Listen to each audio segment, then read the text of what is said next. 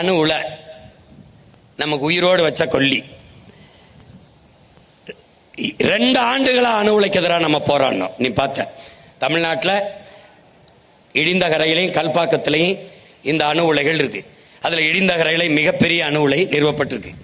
இந்த அணு உலை வேண்டாம் என்று சொல்லும் போது அட்டானமிக் பவர் அணு உலை இல்லாது எப்படி மின்சாரம் நமக்கு கிடைக்கும், போதிய அளவுக்கு எப்படி மின்சாரத்தில் நாம் நிறைவடைவது என்று இவர்கள் கேள்வி எழுப்புவார்கள். அப்போது நமக்கு எழுகிற கேள்வி, மின்சாரம் கண்டுபிடிக்கப்பட்டது அணு உலையாலா, அணு உலை கண்டுபிடிக்கப்பட்டது மின் உற்பத்திக்காகவா? இந்த கேள்வி நமக்கு எழுகிறது. இதை அறிவார்ந்த என் தம்பிதங்கள் கேட்டு பார்க்கணும். அணு உலை கண்டுபிடிக்கப்பட்டது மின் உற்பத்திக்காக அல்ல, மின்சாரம் கண்டுபிடிக்கப்பட்டதும் அணு உலையால் அல்ல.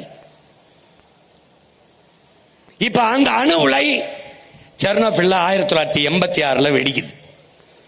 உலகத்தின் பேரழிவு. அன்றைய அதிபர் ரஷ்ய அதிபர் கோப்பர்சே பேசுகிறார், இது ரஷ்ய தேசத்திற்கு மட்டுமான அழிவு அல்ல, உலகத்திற்கு ஏற்பட்ட பேரழிவுங்கிறது. நாம் நம்பினோம் இந்த விஞ்ஞானிகள் நம்மை காப்பாற்றுவார்கள், ஆபத்து பார்ந்தவர்கள் என்று ஏமாந்து விட்டோம் என்கிறார்கள். எனவே மிகப்பெரிய இரும்பு வேலியை போட்டுவிட்டு 1,00,000 ஆண்டுகளுக்கு இதன் அருகில் வராதீர்கள் என்று முடிவைத்து விட்டு போய்விட்டார்கள்.